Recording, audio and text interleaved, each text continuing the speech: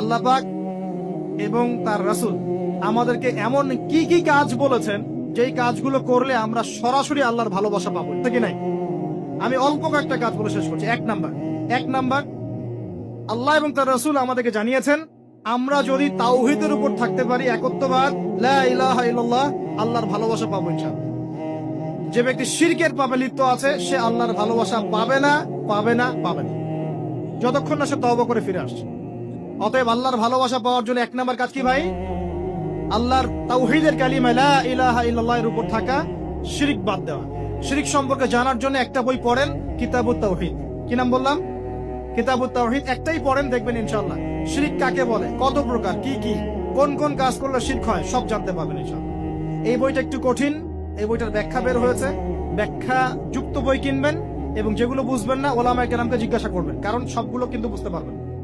এক নাম্বার। দুই, নবী সাল্লাল্লাহু আলাইহি ওয়াসাল্লামের অনুসরণ করলে আল্লাহ আমাদেরকে ভালোবাসবেন। দলিল, আল্লাহ পাক সূরা আলে ইমরানের মধ্যে বলছেন 31 নম্বর আয়াতে আল্লাহ বলছেন, কুল, হে নবী আপনি বলে দিন, ইন কুনতুম তুহিব্বুনাল্লাহ, তোমরা যদি, হে আদম সন্তান, হে উম্মতে মুহাম্মাদী, তোমরা যদি আল্লাহর ভালোবাসা পেতে চাও, ফাত্তাবিউনি, তোমরা আমাকে অনুসরণ করো। কাকে?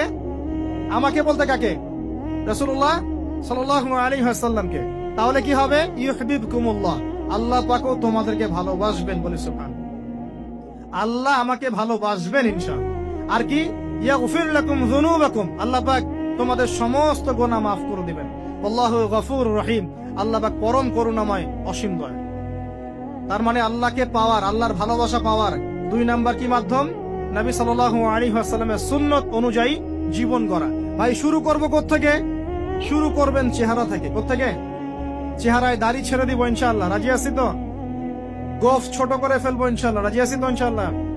চেহারায় সেজদার দাগ থাকবে ইনশাআল্লাহ, তার মানে নামাজি হতে হবে, ঠিক আছে?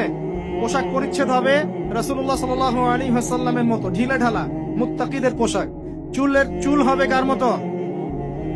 মেসি নেইমারের মতো, নাকি রাসূলুল্লাহ সাল্লাল্লাহু আলাইহি ওয়াসাল্লামের মতো? এখনকার ছেলে পেলে মাঝখানে চুল রাখে, ডান দিক বাম দিক ছিলে ফেলে। এই সুন্নাত কোথায় পেয়েছো তোমরা? এগুলো ত্যাগ করতে হবে। মনে রাখবেন, একটা সুন্নত, নবীর একটা সুন্নতকে যদি ভালোবেসে কি আমল করে, ইনশাআল্লাহ নবীর সুপারিশ পাবে। চাই কি না সুপারিশ? ভালোবেসে আমল করা যায়, এটা আমার নবীর সুন্নত। আমার নবী খেতেন ডান হাত দিয়ে, আমি ডান হাত দিয়ে খাবো। আমার নবী দাড়ি রেখেছেন, আমি তাই রাখবো। আমার নবী মোচ কেটে ফেলতেন, তাই আমি কাটবো। আমার নবী ঢিলে ঢালা পোশাক পছন্দ করতেন, তাই আমি পরবো। আমার নবী রাতে ঘুমানোর সময় এই আমলগুলো করতেন, তাই আমি করব। আমার নবী এইভাবে ওযু করতেন, এইভাবে করব।